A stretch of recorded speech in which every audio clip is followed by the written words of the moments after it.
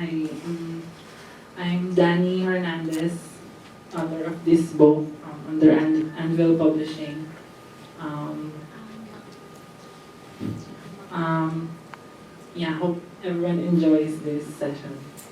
The book is available outside. Dani is a news analyst and she writes poetry, fiction and non-fiction, right? This book is non-fiction. And Bridge, this is Bridge. Hi, I'm Bridge. I'm part of the Spark Books imprint of Anvil. So my first novel is Don't Tell My Mother. It's about growing up gay in conservative and religious community. So welcome to the session, and kung pwede mag-forward tayo para since we're a small group naman so let's move One row forward. Yeah, one row forward. Magpo-forward din kami para halfway, right? Okay, sige. Yung, okay, thank you. So while you're settling down, we're just going to have a little bit of a warm-up. The rest of the session, we're going to hear a lot from these two writers, but for now, I want to hear from the audience. So are you ready, guys? Yes. I'm going to ask you a few questions. Walang prize. Ang prize lang ngiti from our panelists. Okay? But this is really just to warm up and for us to get to know each other better, and also for our panelists to kind of know you better as well. Para equal naman yung getting to know each other natin. Let's start with my first question. Ano ba ang ibig sabihin ng LGBT? What does the L stand for? Light. Baka maling panel pala yung napasukan nila. Akala nyo, gata ka ito, or DNA, or something. What does LGBT stands for? What's the L? Okay. Ano ang G? Ang B? Ang T? Meron pa? Anong kasunod nun? Q. Q, R, S. Ano yung sabihin ng Q? Anong after Q? I. Ano yung sabihin ng I? Tama ba? Tinanong. Tama? Ano, meron pa bang kasunod ng I? A. Oo. Ano yung sabihin ng A? Sexual. Ang dami, di ba? So marami pa yan. At ang gusto kasi natin, diversity. We want to include as many people as we want in this genre. And part of the objective of this session is for us to understand these letters better, what they mean when we use them to inform readers, and also, ano ba yung iniisip ninyo as writers pag nagsusulat kayo as LGBT. Ngayon dun sa alphabet soup na yon, maybe we can start also with you guys. Tatanungin ko rin kayo kung ano bang letter ang comfortable kayo, and later on, answer that also with, meron kaming i-represent sa inyong mga survey questions. Ngayon, bago ang lahat, can you name one Filipino lesbian? Lesbian ba siya? Mali na agad. Come on guys, L. Filipino L. Isa Sigera. Tama? He's also, I think, Parang hindi yata L ang same out na Astra. Oh. Shakira. Season, sige. G. Name one Filipino gay. Boy of bully. Ay, huwag tayo mag-out. Ayaw namang mag-out, guys. Five. B.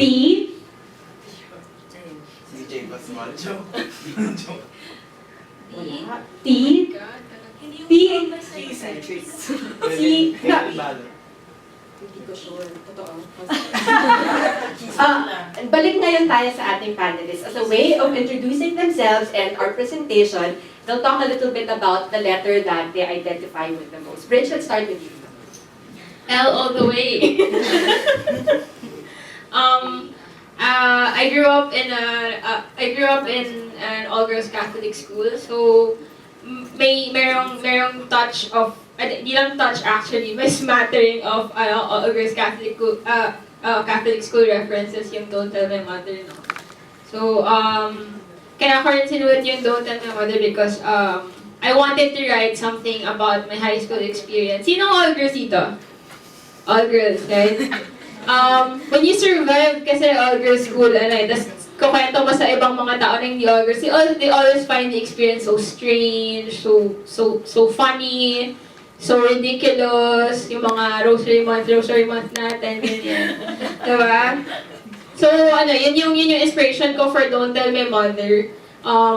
I waited until Spark came along kasi I was looking for a plot or an idea na hindi naman poking fun at our experience, no? But if you read the novel, if you get a chance to read the novel, yung all-girls school experience ng main character plays a big role, but it's not necessarily the whole story or the center of the story.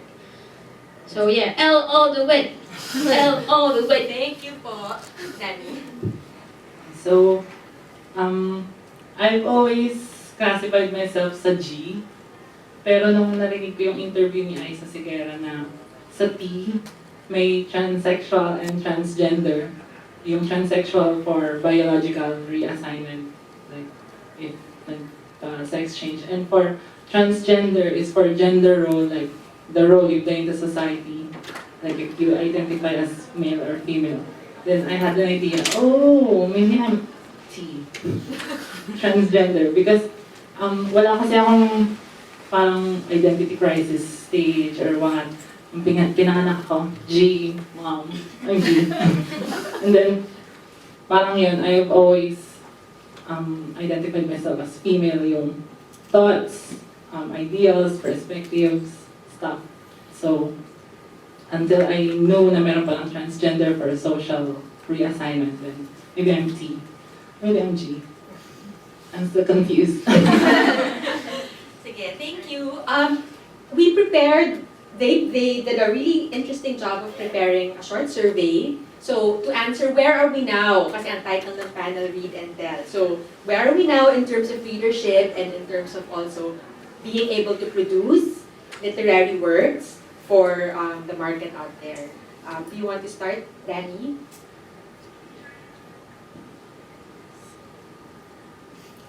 Yeah, so, when I received the invitation na may talk for this specific topic, naisip ko agad na mag-conduct ng survey kasi I thought na yung opinions ko won't be sufficient to support my claims kasi ako lang yun. So, I conducted an informal study, hindi naman siya as in thousands of population. Sapat lang to validate this question. So, you will, the following charts, it's the interpretation of 4 questions I've asked my respondents. So, nag-post ako sa social media, like crowdsourcing.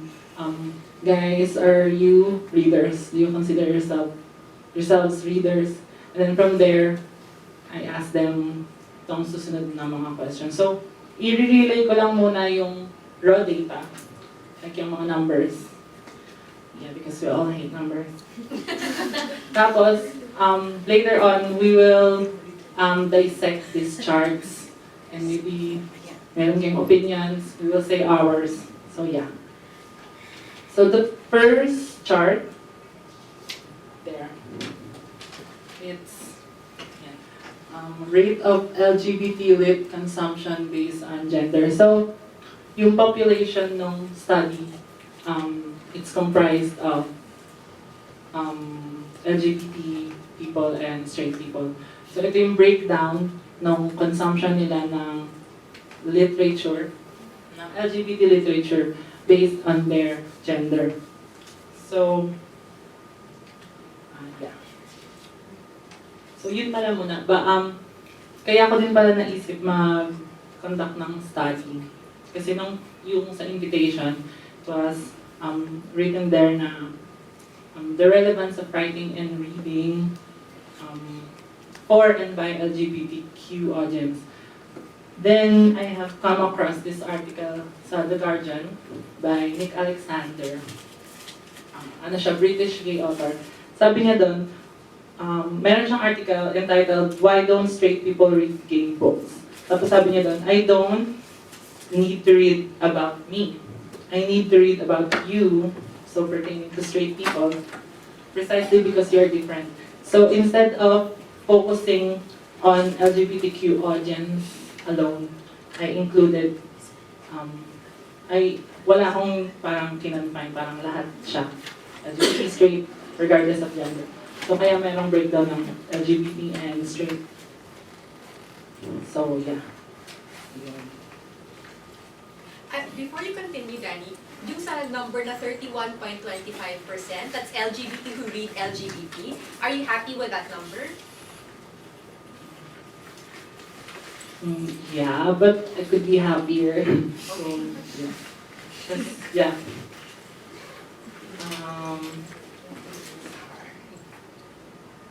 So we can see na yung pinakamalaking portion ng breakdown natin is not part of LGBT, you have not read LGBT lit.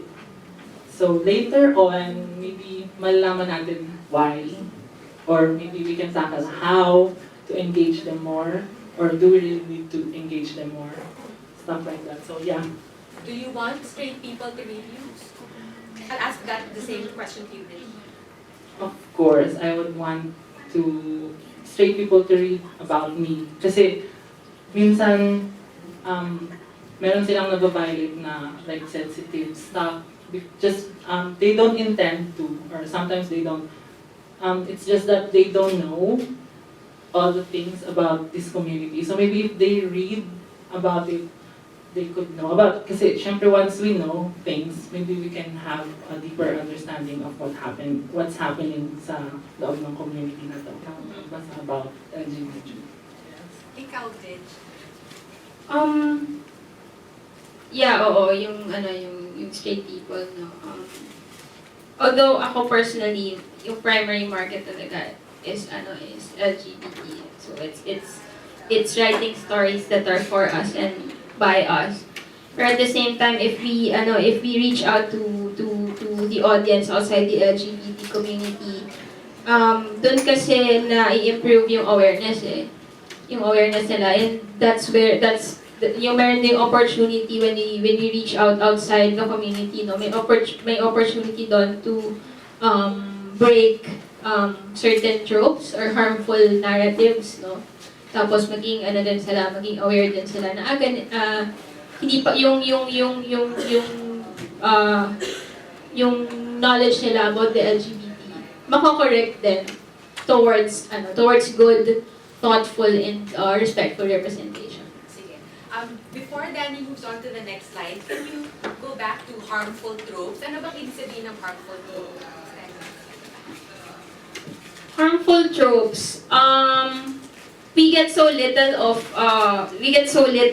representation sa media, sa literature, sa movies, sa film, no. And most people, ito yung nagiging basis nila for yung knowledge nila of the LGBT community. So maraming aware of LGBTs, but they're often misguided or misinformed. Top of my mind, the mga harmful tropes, lesbians can be turned by the right man. So, to men, lesbians are conquests or challenges na you haven't found the right guy yet, kaya lesbian ka. Ganon. And what else? Bisexual erasure. Bisexuals don't exist. There's only gay or straight. Diba? Yan yung mga harmful tropes. Bisexuals are promiscuous. They will sleep with anyone. And I think and one of the pinaka-harmful na tropes, no, just because it led to it sometimes leads to death talaga of the trans person, is justifying trans panic. That's what happened to Jennifer Laude. Yan. So yung mga harmful tropes na ganon, na through reading and writing LGBT lit, through supporting, promoting LGBT lit, we can correct those. We can stop the yung pag-perpetuate ng mga ganong narratives. Yeah, dagdag ko din dun sa parang disappointing tropes. Yung for gay characters, like, you're just a friend of the main female character. Like, you're just there to support her decisions, or you're just there para cheer her up when her boyfriend breaks up with her. Like, well, parang, where's the spotlight for this guy? Tsaka lagi sila nakamatay, di ba? Yes. Barrier Grace trope. Alright. So, you touched on readership, so the next slide is on readership. Can you start on that? So, let's zoom in closer to sa percentage ng readers and non-readers. So, it's promising naman na yung percentage ng readers na exposed or na-consume na ng LGBT lit is mas marami kaysa sa mga hindi pa nakaka-consume. So, it's 59.375% or 60% na rin. But, ito yung medyo alarming thing, because if we zoom in a little closer sa loob nitong portion ng mga nakabasa na ng LGBT lit, only 31.58% yung nakabasa na ng Filipino literature na LGBT. So, why? So, meron kasing mga factors that affect this number, kung bakit ganito lang kaunti yung readers na nakabasa na ng LGBT by Filipino and for Filipino audience. So, yeah. Is it important to push the LGBT Filipino experience? Parang can it be universal? Personally, parang if I read, say, a literature in my own language, in a setting na nakaka-relate ako, kasi parang dito ako lumaki and all, parang very personal, very relatable, parang entertaining din and merong, I can't find the word, pero parang ang saya lang din na, wow, we're represented as locals in this literature. So, it doesn't necessarily mean naman na hindi na tayo makaka-relate din sa international. It's just more personal, parang ganun. Ikaw, Bridge? Yeah, I think there's a need to push or to promote local LGBT literature, no? Kasi although fundamentally the story is the same, the struggle is the same, the LGBT community is often marginalized, disenfranchised, and oppressed, no? Pero may flavor, meron kasing unique flavor yung experience natin as Filipino LGBTs, eh. So, some ano yan is the influence of religion as a religious country. How does religion affect yung pamumuhay ng mga LGBT? So merong mga elements ng culture ng Filipino that would, I think, be an interesting point of view. Do you have any guesses, or like, have you thought about some reasons why you think not more people have either produced or read Filipino LGBT? Okay, so, meron ako nabasang report it's the 2013 Pew Research Center report about global opinions of the LGBT community. So sabi doon, 70% of Filipinos said that LGBT community should be accepted. Pero sabi ni Jean Cristobal, an activist with the International Gay, Lesbian, Human Rights Commission, Philippines is a highly tolerant country but is not completely accepting the community. So parang feeling ko isang reason yon yung status ng Philippines as just tolerant than accepting or celebrating country. Kung bakit scarce yung natin, LGBT Filipino literature. That's isa pang reason. Personally, 2 years ago when I wrote this book, I was very firm na hindi ko i-disclose yung gender ko, like outright na Dani is a gay author, like that. I didn't use pronouns to address my gender. I didn't want my readers to parang magkaroon sila ng idea na, oh, gay author and all that. Maybe yung iba ding author, may ganun silang fear I had before na ayoko magsulat ng parang established as LGBT lit. So yun, isang reason I can. Do you regret that, not disclosing your identity? Partly, yes. Kasi siguro if I disclose, mas marami sigurong from the same community na makakaalam nito. Pero partly din, okay din siya. Kasi some of the anecdotes here are from my LGBT friends then. And some people might, if they know, parang na from the very beginning na LGBT-centric siya, parang magkakaroon sila ng medyo judgment dun sa story. So I want them to finish it first and then discover, oh, ito pala yun. So, parang wala silang judgment sa pagbabasa nila. How about you, Bridge? Parang what's your assessment of the market, either the readership and also the way it's produced? Sa narinig ko, local LGBT literature is limited to literary fiction. So, medyo academic yung style ng pagsulat nila. Poetry yun. I was at the UP press session. No? So, yun yung discussion na mostly, ako, as a consumer of lesbian lit, yun nga, doon na ako kumukuha, literary fic and fanfic. Doon lang. Diba? Why, I think if we want to push LGBT lit forward, no, we need to tap into other genres as well, like YA. Where's our local gay YA? Diba? Where's our new adult, contemporary romance, fantasy? There is a lot of stories that are yet to be told. Pero sa ngayon, kasi nako-contain siya to the very, yung literary fiction circle. So I think there's also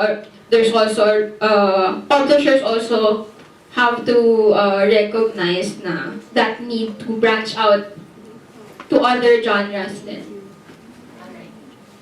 Sige, what about like straight readership? I think that's the next thing that we will present. So yeah, for the third chart, so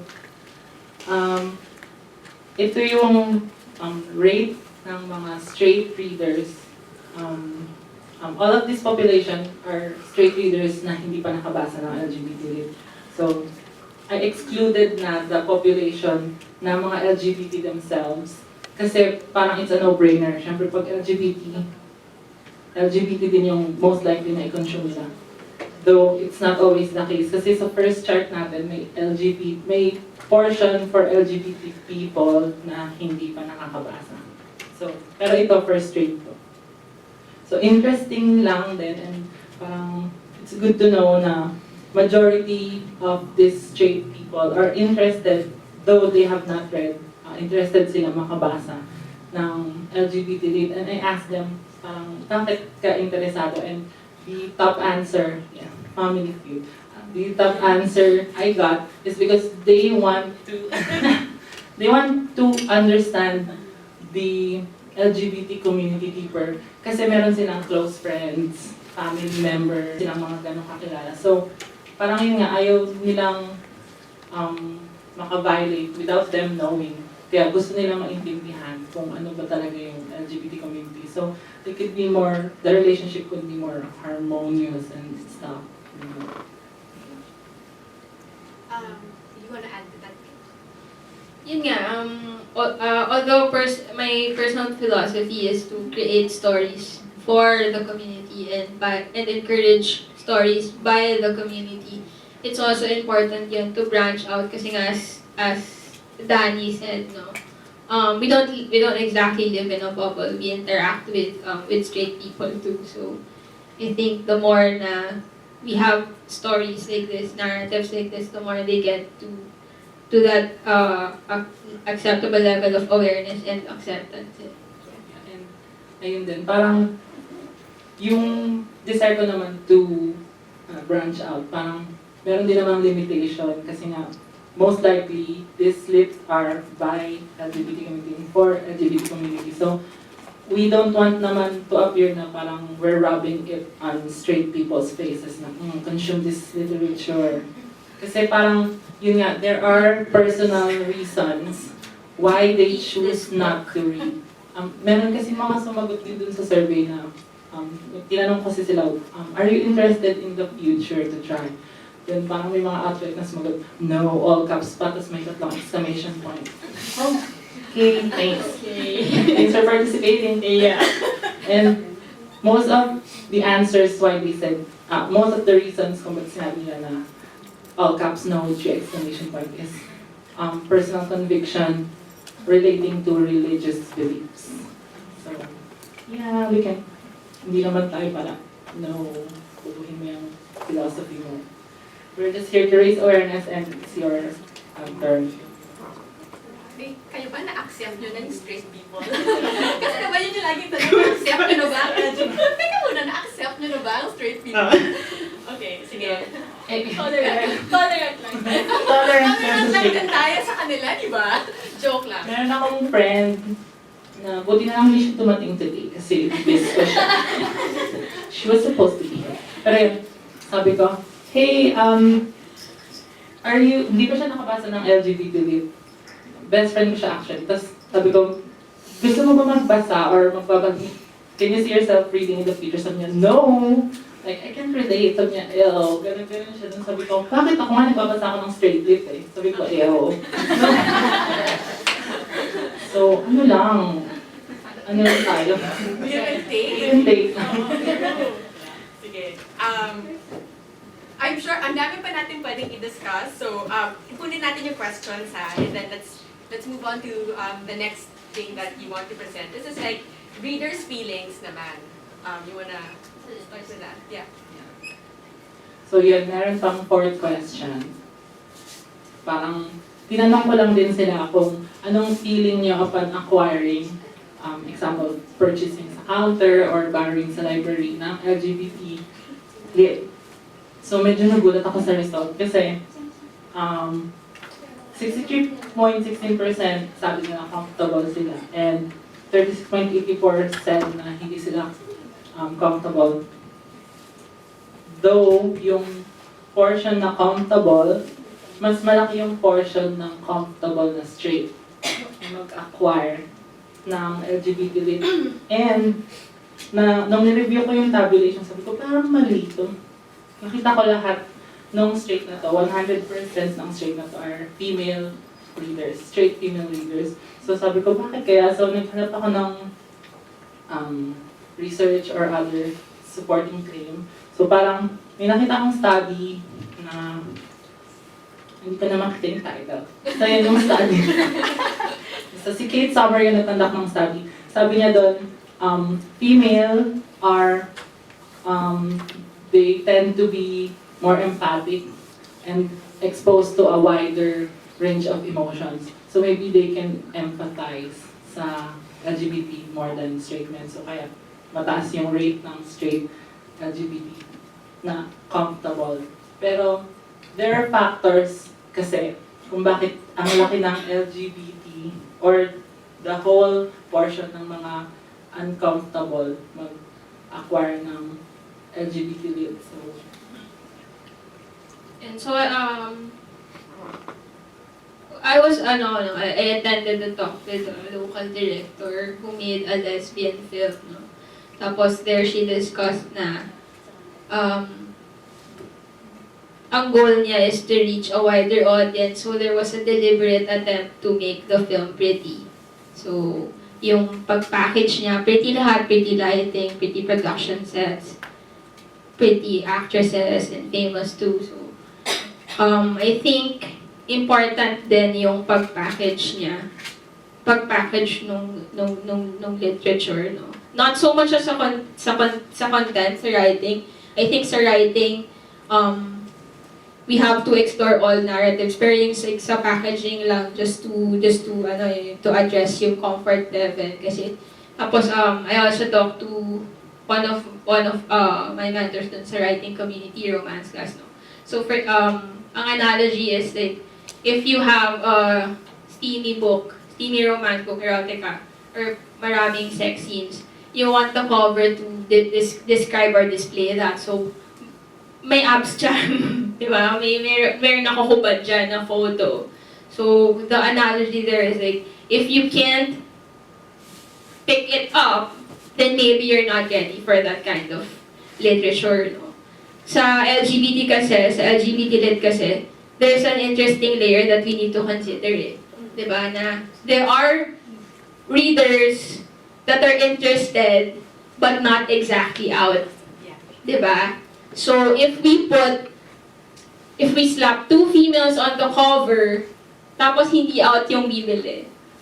Diba? We're kind of putting the reader or the buyer in a compromising position. Kasi like hindi siya out, but then you see her holding, di ba? Na nagkahalikan. So that would invite questions that would make a buyer or reader uncomfortable, and also kapag medyo in your face yung cover, how do we puslit? Sorry. How do we market it to schools? How do we market it to institutions that are not exactly LGBT friendly but would like to learn more or would like to infuse their curriculum or their program with LGBT literature?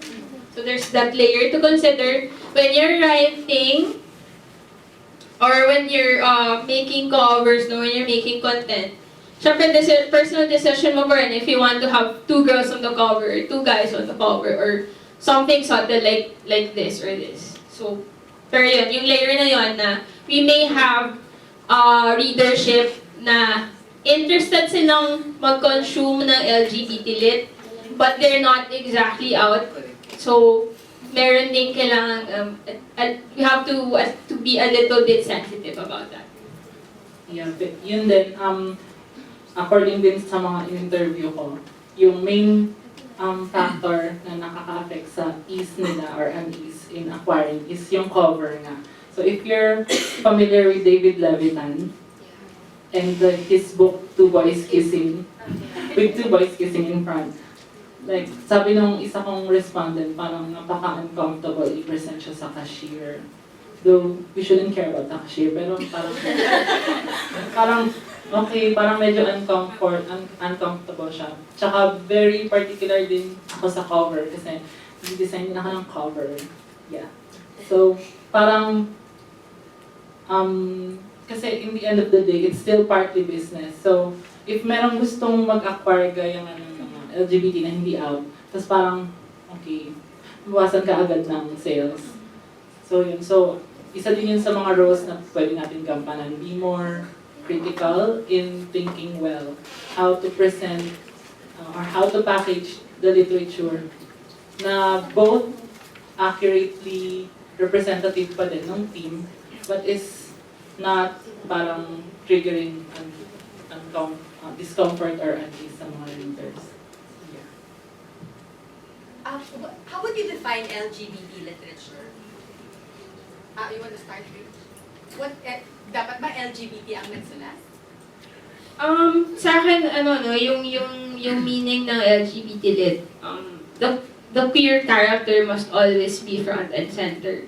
Hindi, for me personally, no, hindi LGBT lit yung maglalagay ka ng token na lesbian or gay character and then by the end of chapter 2, peggy na siya. That's not LGBT lit. What's LGBT lit for me is you put the queer character in the center, explore the story given yung POV ng queer character na nun. So, yun for me is LGBT lit. Yeah, yun din. Dapat ba LGBT ang nagsulat? Pwede ka na straight person write LGBT lit? Feel ko, yeah, pwede din naman sila magsulat kasi pwede din naman kami magsulat ng straight fiction. But personally, kasi si Rainbow Rowell, ewan ko kung LGBT siya, pero as far as I know, straight female naman siya. Pero meron siyang LGBT youth. So parang, okay, pwede siya. And yung for me, the LGBT lit as a genre, yun, same thoughts. Dapat centered yung LGBT character kasi wala namang fantasy genre na side story lang yung fantasy. So, LGBT, yung center. Kasi meron din akong mga reader friends na parang, oh, nabasa mo tong stuff na to, sabi ko, alam mo bang LGBT to or stuff or may LGBT element? So, parang sabi nila, hindi ko nga alam, parang nahagip lang yung LGBT. Ganun. Okay, yung isa ng character na LGBT, ganun. So maybe, yun din yung reason why we're having this talk or wanting to make the genre recognizable or to be genre more than just a marginalized group of people. Yeah.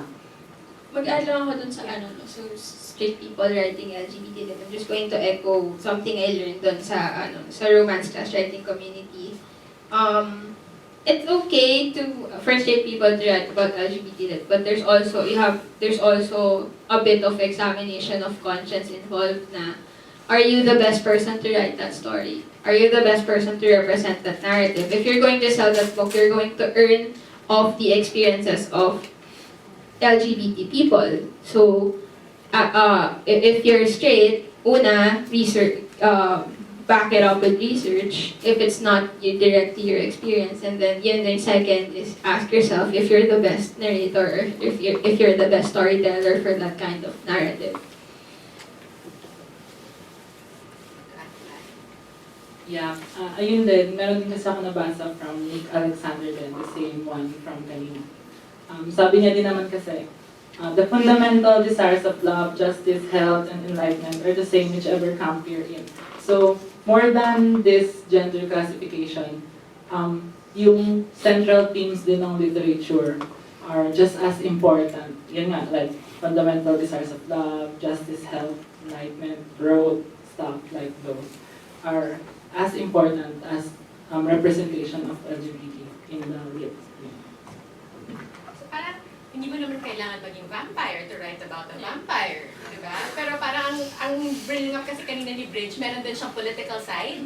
There's a political side to it and a social aspect to it that you feel like you need to represent better. I'm going to give the audience a chance to ask you questions, but last question, maybe for me, at least at this point. Do you feel responsible to represent LGBT in your literary works? This is related to what you said, Bridge, di ba, na you have to examine your conscience, bakit mo ito sinusulat? So, how do you deal with that responsibility when you produce a work that you know a lot of people will consume and read? Thank you for that question. Sige. I think it's just reminding myself, as part of the LGBT community na, yun nga, we're often marginalized, we're often disenfranchised, sometimes erased literally and figuratively. So, doon pa lang is, yung fact pa lang na yun should make us as writers sympathetic, diba? If you're oppressed, if you're marginalized, you kind of transform that into sympathy, and that sympathy then leads to you putting extra thought into how you represent the LGBT characters in your book. So you're bound to create good, thoughtful, and respectful representation. So yun nga, you're bound to make the queer character the center of the story.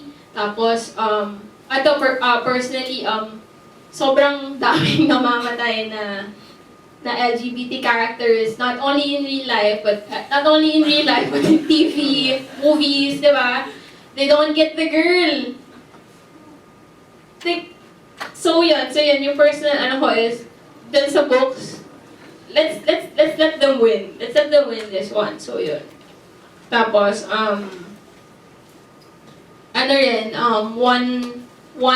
isa rin iniisip ko is how to build the character in such a way na they are more than their gender identity or sexual orientation.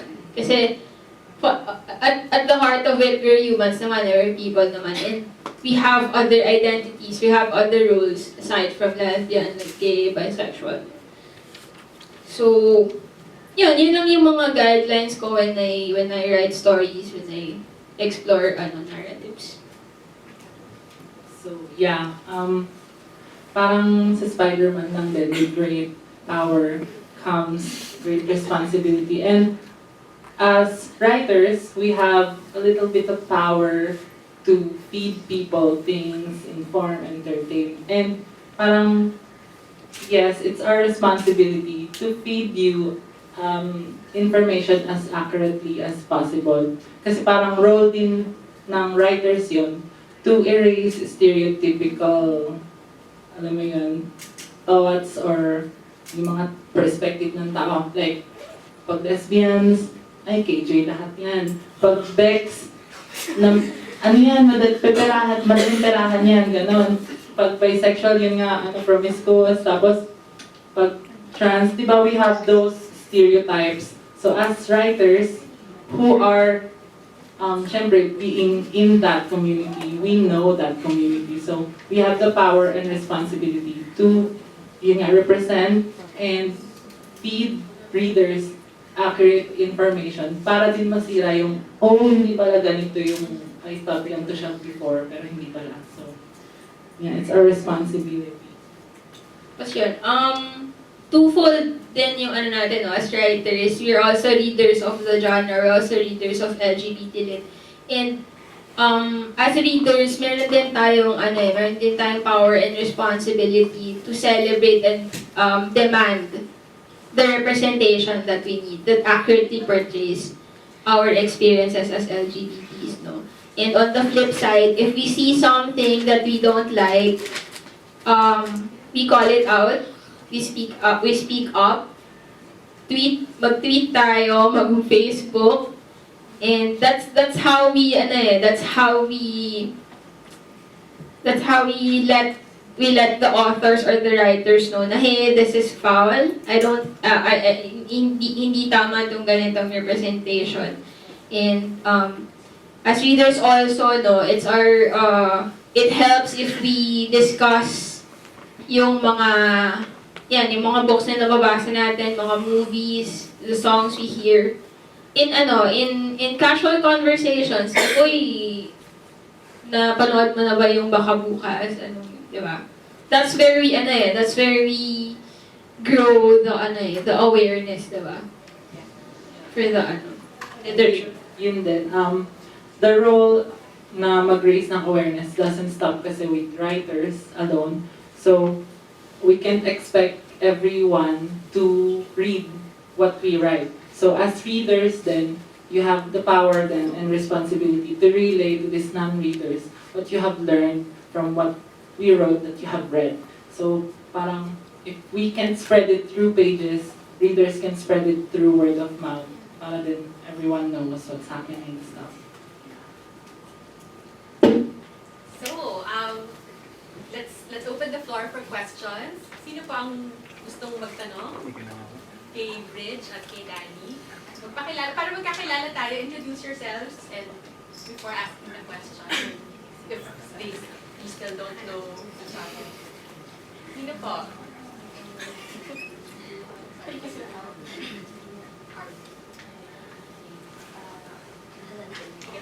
Hi, I'm Rog. Para kanina yung tanong mo or both?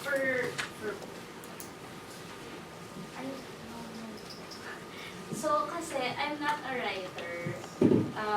But during college, nag-minor ako in writing. But really, I'm more of a reader. So, I just want to know, kasi right now, at current times, we as young adults and as adults, we get to watch movies or read books about the LGBT community. But how do we bring the topic to children? How do we introduce the LGBT topic, literature to them? Like, is there a certain age that at this age you can start reading books on this, and how do we bring the stories to them? Maybe you can answer as a writer and as a reader also, like your first encounter. Wala pa akong nababasa na ano, no. Pero I think there's an emerging, not genre. How do I say this? Dumarami na yung ano, nag-emerge na yung mga LGBT stories for kids in middle grade. Hindi lang ako sure kung meron sa local na children's books. So, meron tayo. So, yun I think if you want to inform or teach children about it, I think yung children's lit and middle grade lit would be the way to go. So, yung ano naman, usually, yung flavor naman nung mga books na ganon is, they lean more on fantasy. So, parang fairy tale type siya. Hindi siya yung like contemporary na ganito. Fairy tale types, dragons, yung mga ganon. So, ano lang. Mostly Hindi na- diversity, gano'n. Mga butterfly, flowers. Okay. Ikaw. Yeah, ayun din. Mag-opinionate lang. Sige. Parang personally, syempre gusto ko din i-raise yung awareness sa younger audience. Pero we can't expect din everyone to like gawin yun. Pero ang ganda din kasi I have an office mate na mom. And yung anak niya like 5 or older. Pero she's calling me Ate Dani. Yes. Calling me Ate Dani because her mom told her these things already and she understands. Parang don't wait for your children na parang ma-confused pa siya. So maybe you can educate them. Pero yun nga, depende pa rin sa parenting style. Pero personally, syempre, gusto namin yun parang hindi sila ma-confuse. And sa ano din, di ba, sa TV, si Aura. Medyo siya yung market for representation ng. Thank you for that question. Yes. I'm Matt from Mandaluyong. I'm also just a reader. That's why I attended the event today. My question is, for both writers, do you think you can write a book for parents? Because LGBT people like myself, I'm gay. Of course, the first person who would accept me would be me, right? Maybe next would be maybe my sister or brother, or maybe a best friend at school, and so on and so forth. But since we usually start learning about ourselves and our sexuality from childhood, it's very important. The role of the parent is very important and very crucial in that stage. So can you or would you every day write a book for parents about LGBT topics, or maybe write any form of LGBT literature? And if I were to make you start writing it impromptu now, in what form would you think it would work for parents? Interesting. Thank you for that question. I think, yung sinabi ko kanina na you have to, as a writer, you have to ask yourself if you're the best narrator for that kind of story. I think for what you're looking for, a parent, an actual parent, would be the best be the best narrator, be the best fit. Someone who has struggled through accepting his or her child. Yun, magandang point of view narrative yun. As for me, kung parents lang, kung sa fiction, no, the great thing about fiction is we can mix reality and a little bit of projection eh. Parang reality of things can mix with yung projection or yung hope mo or yung wishful thinking mo moving forward. So, pwede na, in this book, parental issues to eh. In this book, medyo, ito yung parent, yung mother niya dito actually is more on the extremely nega side. And then the father is a little bit in the middle, no? So, sa fiction, we can, if you're planning to write, what are you planning to write? Fiction or non-fiction? Not really fan of fiction, except for the Song of Ice and Fire, Game of Thrones stuff. Okay. That's a very big exception. But if I were to write a book, it would be something that tells a part of my story, and then make things really realistic and applicable to every reader's life, not just some princess, or a dragon, or a king that does not really exist. I make things really helpful for people. So that's why I got the idea of asking the question, because your book is inspired by you growing up, under the care of your parent in a very religious setup, which is somewhat similar in my case because I grew up in an all-boys school, San Beda College. It's quite similar. So it was easy for me to accept myself and my friends at school. And I knew that my mother was already accepting me without us talking about it on the dinner table. But it was difficult for us to open it up with my father, who was an overseas Filipino worker. A very, very masculine image in the family. So, and I haven't heard any author in the LGBT literature trying to market their literature to parents, so that acceptance comes from the parents, who will then make the children realize that they are normal and are not any way special and just part of the bigger society, and that children, when goes up, passes that on to their own families, their own friends, and so on and so forth. Yeah, I think your story is unique, no? And if you want to write a memoir style or non-fiction style about it, go for it. I think that would be a refreshing take of a child actually writing about how your own parents struggled or accepted you. So write mo na! Write it! I'm going to read that shit. Again, same thoughts about yung parang, for you to be able to write a specific topic, you should know about it. So, yun, ask yourself if you're the best person. So honestly, I'm not the best person to write for parents from a parent's perspective. But if I could, if I will write, or if I would write, then maybe I will write from the child's perspective and how he crawled, like the deep well, para ma-accept siya ng parents, or yun nga ma-disclose niya na, Mom, I'm like this, or Dad, I'm like this.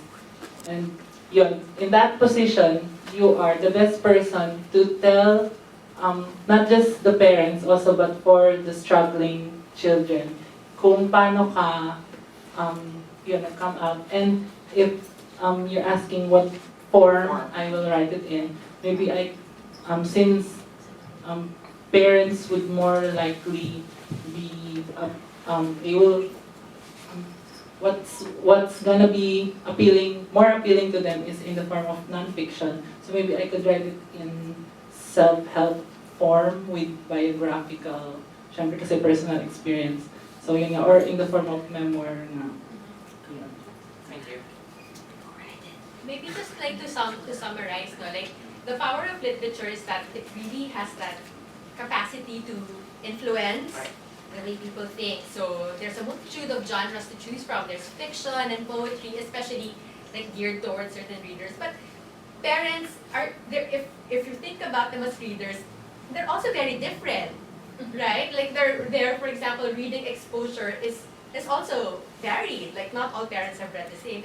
If you're with parents who don't read or who have never read like a book, it's also unfair to force on them any kind of book to understand and experience. Maybe they need other forms to help them cope. So you kind of have to match it also. And maybe it's an interesting way to think about it from a marketing perspective. Like, how do I use this book to change a person's mind? And then you can narrow it down. How do I use a book to change the behavior or the mindset of a parent? No, so, baka yun din. I hope that's helpful if you want to keep writing. Yeah, that's usually the answer. Yeah. Thank you. Next question po.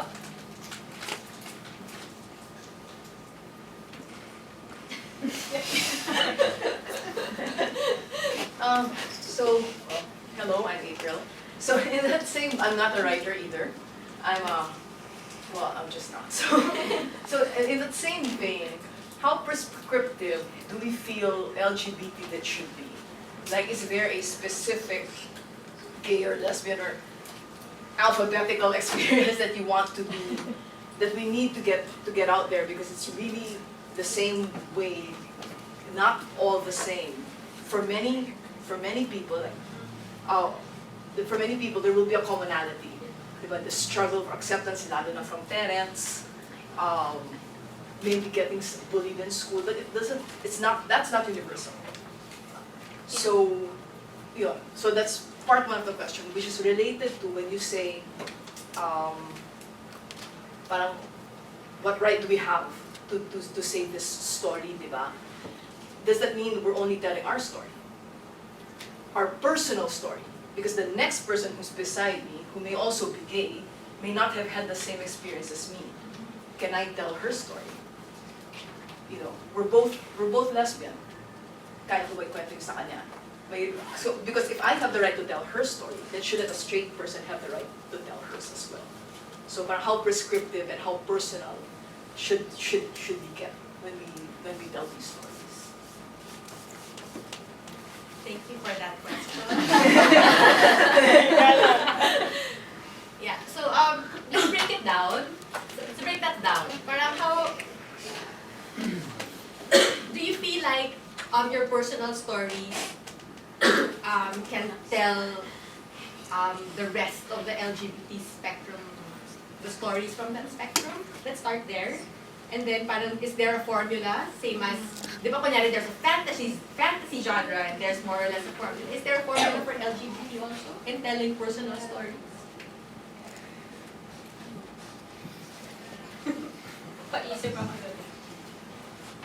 Ayun, yung for me, it all comes down to yun nga, yung personal philosophy ko na, yung first you have to ask yourself kung ikaw yung best na narrator dun for that story. It doesn't, when I say that, it doesn't mean na yung saklaw ng buhay natin, yun lang yung pwede nating pagkunan ng storya, no? We can write about anything actually.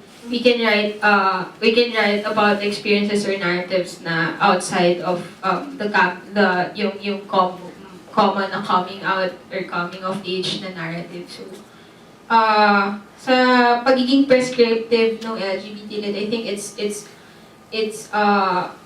yung yung personal philosophy or perspective din ng author kung bakit ba siya nagsusulat.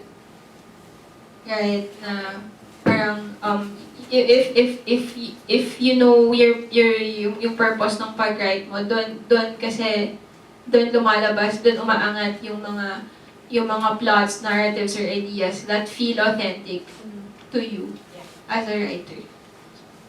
Okay. Ikaw. So, yun nga. So, from my perspective, it's easier for me kasi since non-fiction to, right? For example, this book, this is not entirely gay anecdotes. There are anecdotes from female, old female, young female, old gay. The anecdotes are diverse. So if you didn't find the first anecdote relatable, maybe you can move on to the next. And yeah, pero yun nga, personally, I can't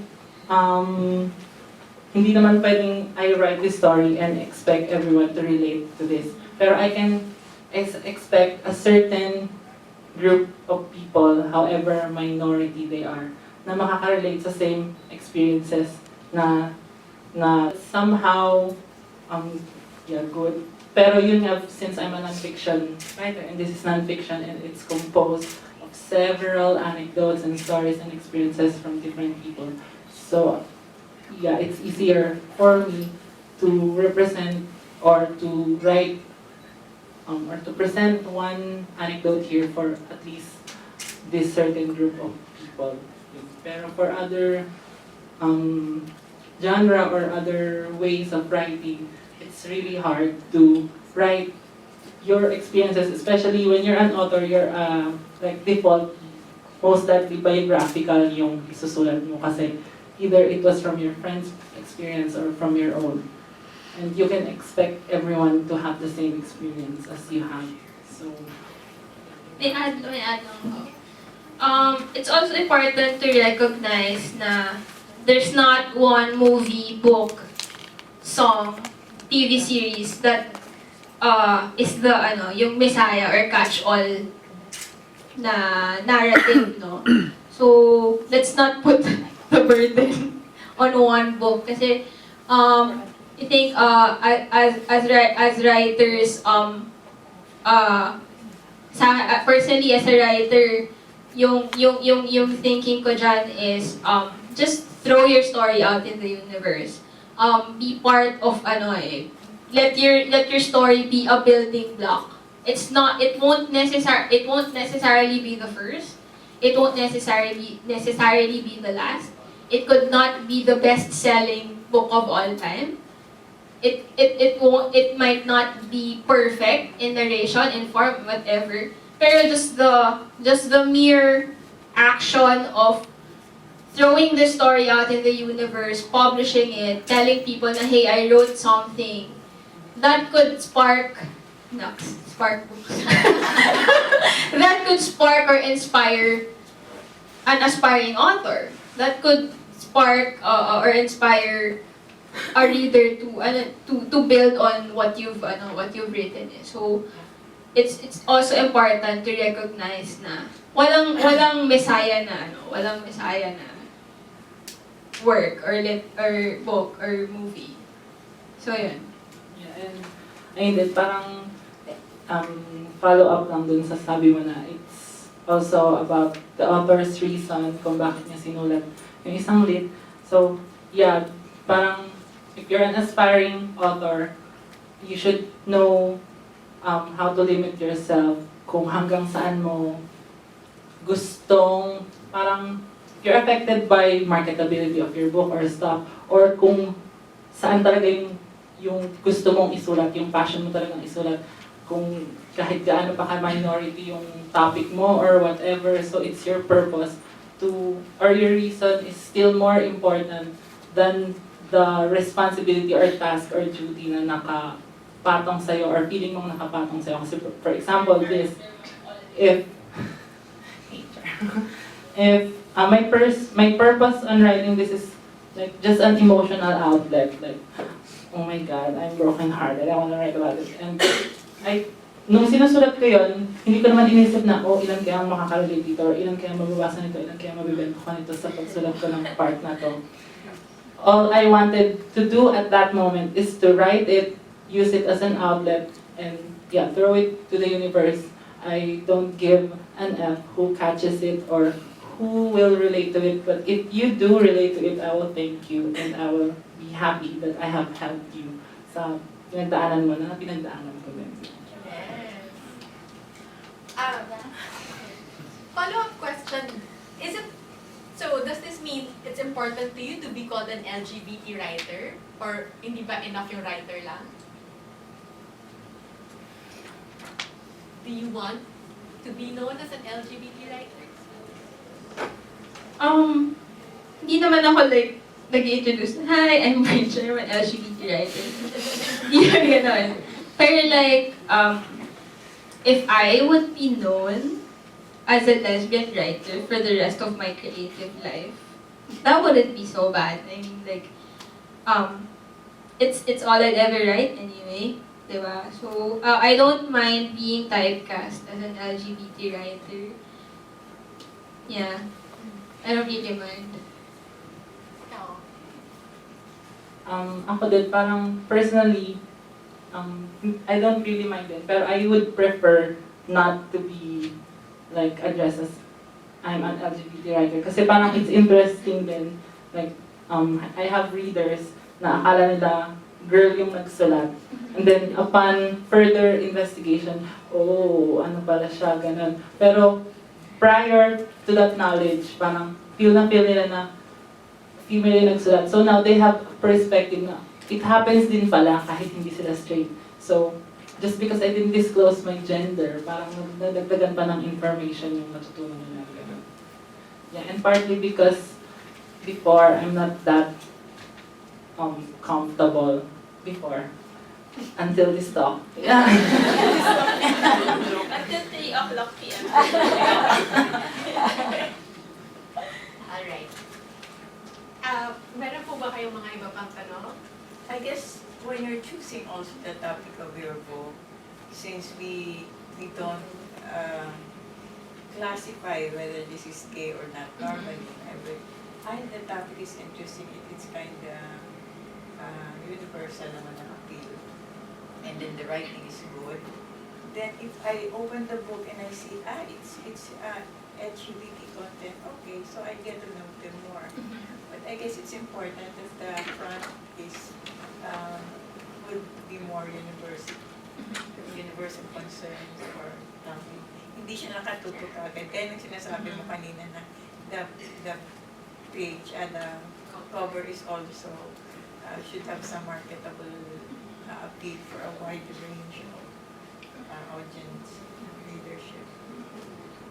And I think she brought up an interesting point, na the writing should be good. Yes. No, kahit ano pa siya, Yes. it has to be good for it to be read. If it's bad, kahit you're the most open person out there, kung bad siya, hindi mo siya babasahin. Kasi Tama? kailangan din mo mabitiwan yung bang Right. I've got to finish this. It's so interesting. Yeah.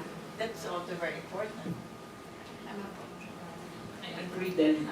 Kagaya nga din yung sinabi ko kanina, more than the classification or labeling of the genders, yung fundamental themes pa rin, like love, justice, stuff. Baka kasi, yeah, LGBT yung bida, pero parang, walang sense. So, hindi mo pa rin naitawid yung purpose. Parang, okay, we have LGBT characters, check. They are not supporting characters, check. But what's the central theme? What are they doing there? What purpose do they want to serve? Or what teachings they want to teach? Kaya ito, I don't tell my mother, anyone can be in that position, LGBT or not. Right? Especially for adolescents, it's an issue. Also, when I saw Maglandi, interesting. I'm older, but it's a topic that I would be interested in. So yung merong wider appeal siguro yung topics. That's right po. Thank you. Any more questions? Hello, personal lives, ang tanong ko. Ako si Beba, isa ako writer. So, ang tanong, may anak akong gay.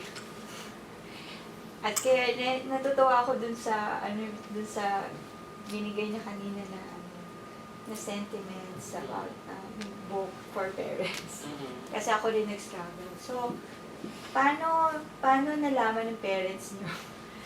At paano sila nag-react tungkol sa inyong sexuality?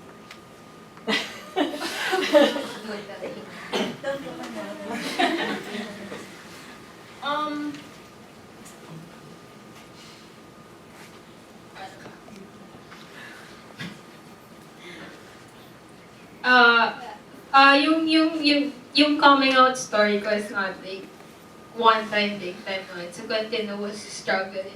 Kasi parang, you don't exactly say, hi, I'm gay, and then that's it.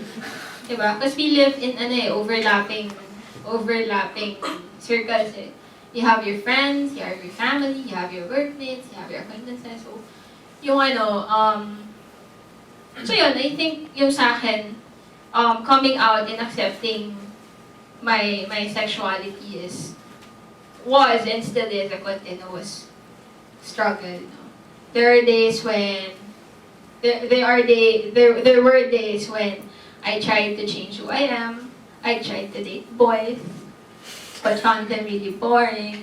And alam mo yun, and yung burden, if I find them boring, ako ba yung may problema? Yung mga ganong questions. No, and it all starts talaga with with accepting and loving yourself before you can come out. Before you can ask others to accept you, before they can accept you, you first have to love and accept yourself. True. So, yeah. It's a continuous struggle po, Miss Beba. How about your parents? My parents, May SS. maraming away kasi I knew I like girls around when I was 6 or 8 years old, but I didn't exactly understand that feeling na parang pag nakita ko ng girl na classmate, mga ganon. So I couldn't understand it. Yung nung high school na lang, when I had yung mga high school girlfriends, ganyan, and then my mom found out, and then nagsumbong siya sa directress. And naging big deal yun kasi nadamay lahat ng mga so yung mga ganong away na maraming away, pero I think now there's we through all the struggles, my mom at least she's come to accept na yan. Pero matagal po yun, matagal na process siya. Na maraming away at sigawan. She freaked out. Nung high school po, yun. Hindi ko kasi natapon ng maayos yung love letter ko. Inulit-ulit ko, pero into pieces na pwede mo pang i-jigsaw puzzle. Ayun, nahuli si ate. So yun. Then, yun yung first na encounter. Pero yun po. Ayun, yun sa akin naman, mas madali. Kasi wala akong face na, okay, male muna ako, then I realized, oh, maybe I'm not. Kaya parang may struggle to come out. When I was born, I knew exactly. I knew exactly what I was. So, si mom, pero just because I knew exactly what I was doesn't mean I was accepted for what I am exactly then and right at that moment. Si mama, wala naman siyang issue. So, feeling ko ganun eh. Meron kasi akong friend na lesbian, ka-office mate ko. And yung nag-struggle naman siya, isabihin sa mom niya. Tapos yung sa dad niya, parang dad niya has always known. Parang sa akin naman, my mom has always known din. Sa dad ko din. Nung bata ko kasi, we live in province kasi may puno ng acacia doon. Tapos maraming hantek. Sabi niya, pag ikaw, parang same old story about father and gay child. Pag ikaw, hindi ka tumigas dyan, isasabit kita dun sa puno, ganyan-ganyan. Too bad, naputol yung puno. Kaya wala nang pagsasabitan sa akin. So, napipil ko na meron yung dad kong hindi siya happy sa ganon. Pero hindi niya parang kinondem or talagang sinabi na baguhin mo yung sarili mo. Hindi niya lang agad tinanggap. So, si mama din naman, feeling ko hindi niya ganun katanggap to the extent na pwede mag-boyfriend. Yeah. And here, y'all. Tapos, parang si Papa, parang na-accept niya lang din or na-tolerate niya lang din nung high school na ako. Nung napapakita ko na sa kanila na despite I lack masculinity, I can do other things more important than that. Parang, ayun, I made them proud sa school, ganyan-ganyan. So maybe that suffice dun sa lack ko ng masculinity. So wala akong stage ng identity crisis. Nung grade 1 ako, may crush na ako. Pero nung kinder kasi ako, meron daw akong crush na girl. Pero siguro pakabet ko lang yung skin niya na takot. Ganon. So parang, ayun, it's easier for me. Pero, yun nga, parang same lang din ang situation ng Philippines. They are tolerant, but they're not, or maybe half accepting, but not celebrating pa. Yeah. Just to add to that to Bebang's question. I think lahat ng parents, sometimes they will come from a position of fear, natatakot siguro sila, anong mangyayari sa anak ko, or baka masisisi ba ako dito, anong nagawa kong mali, what did I do wrong, or parang ano sasabihin ng mga tao, parang all these questions I think haunt parents na mahirap tanggapin. So parang, siguro as a parent, siguro sana you get over that fear, and as a child, intindihin nyo din na, parents also come from, meron silang mga sarili nilang worries that you also have to, parang give and take. I-accept nyo din sila. So if you want your parents to accept you, it's also a struggle. Tanggapin nyo din sila. Kasi, yan. Thank you. So hindi ka na sinabi. Actually, parang grade 4 yata ako nun. Binilanta ako ni mama ng Barbie, my first Barbie. Meron pa siyang baby tsaka stroller. Thanks, mom. Tapos next, blue hair. Tapos pati yung pangalan kong kuya nung one Christmas Barbie din yung regalo niya. Parang, okay, maybe they celebrate it. Yeah. At saka feeling ko, instead of stressing themselves out on how to change me, they just focus on how to make me feel like na hindi ako, parang, I'm still a family. Parang, okay, kung yan ka, support ka na lang namin.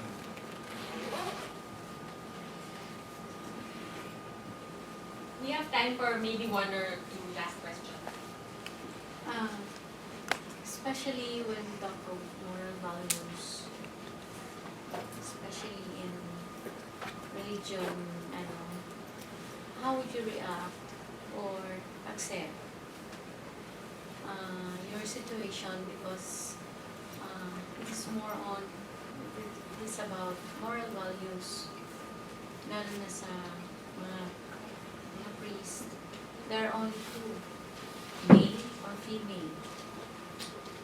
Yung, in short, hindi siya acceptable. How would you react or how would you accept yung ganun na situation? Personal perspective ba, or how do we reflect that in our... No, sa inyo.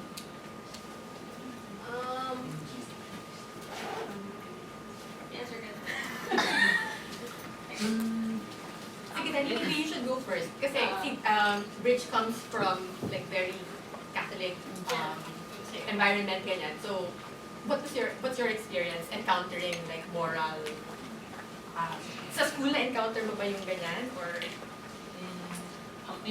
Recently lang ako na, as in, nag-attend ng Christian church kasi hindi ako na-attend ng Catholic church sa amin kasi nga medyo condemning yung view nila. Tapos doon ko na feel na hindi nila din tinotolerate pero hindi din nila kinokondemn. So parang ang struggle lang is where to place ourselves in. Parang okay. Pero pag may sa university namin, may mga times na may mga students na nagsasabit ng placards, yun stating Bible verses tungkol doon. And they're like approaching us, magbago ka na, and things like that. And my view naman doon, if I force myself to change just to be what you want me to be, isn't that sinful as well? Because I'm lying to myself, and lying is a sin, right? So, parang, it's hard to confront it po, pero parang, what I do na lang is, I don't force my views on them, as long as they don't force their views on me. Because maybe some other people will understand me then, and some other people will understand them then. But not to the extent na I will like change what I am just to be what they want me to be.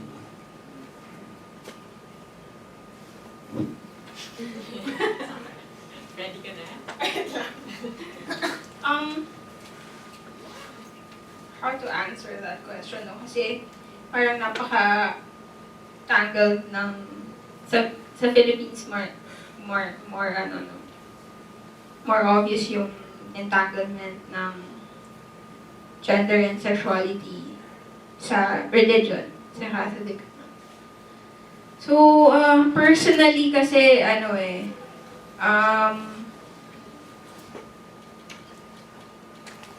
I think na the Catholic Church should update their dogma. It's like, been 2,000 years since yung yung basis ng So, pero rin, yung sa sinabi rin ni Dani na people should be allowed to practice their religion.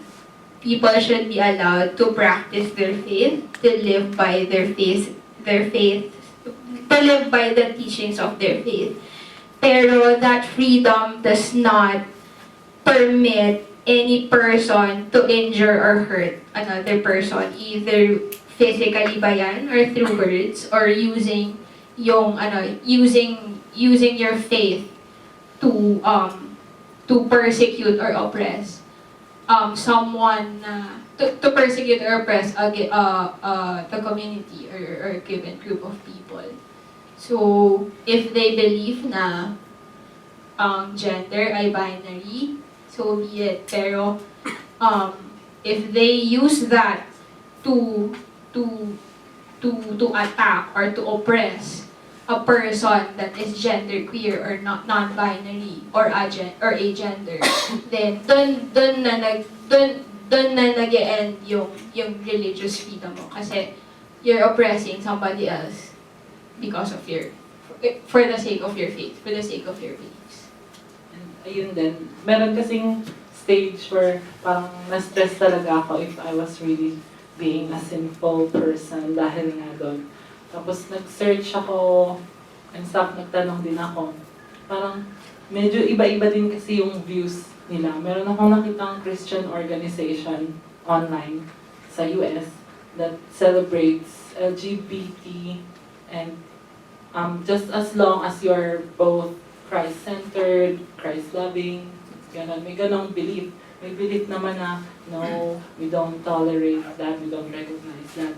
Meron din akong tinanong na sa Kristan, sabi niya sa doctrine daw nila, pwede kang maging LGBT, huwag ka lang makipag-commit sa same sex. May mga ganong beliefs. So, pero just because we're like this doesn't mean we don't have faith. So maybe in ganitong situation, personal faith na lang din yung magmamatter. So. And I think it's also a question to each of us individually. Does our belief system, does our do our moral values and belief system treat the LGBT community as less than equals? So, do we believe na they don't deserve the same rights? Do we believe that they don't deserve the same quality of rights? It all boils down to an individual decision. So, yeah. I think we have a responsibility to ask questions. Sino ba nagsabi na gano'n, no? Na redefine what these things mean to us. We only have a few minutes left. So I'm going to have our panelists wrap up quickly, and then kindly stay if we have more questions po, so we can continue this discussion. So let's start with you, Dani. So, ayun na. Thanks for listening. Yun, I want, yun, yung point ko lang naman is for talking right now is for our group, our community, to be recognized as an independent group, a functioning independent group, more than yung marginalized group of people who are not following what their biological assignments are. And yun, and to stress on our roles as writers and yours as readers on how to boost not just LGBT lit, but also the general Filipino lit in raising awareness, informing, entertaining, and giving information about a less known topic, or stuff like that. So yeah, I hope we serve you our purposes, and I hope you serve your purposes to other people as readers. I'm gonna go back to wrap up to what I said earlier na it doesn't end with one single movie, one single TV series, one single song or book. It doesn't matter if you're first or last, or if you're the best-selling author of all time. Throw your experience out into the universe. As a reader or as a writer, just throw your experience out there. Be a building block towards the push, no, towards the push of LGBT awareness and acceptance. Because as readers and writers, we do have the power to shape how the community is represented through our stories, through our narratives, through how we react to the media or the literature we consume. Thank you very much. Let's give them a round of applause.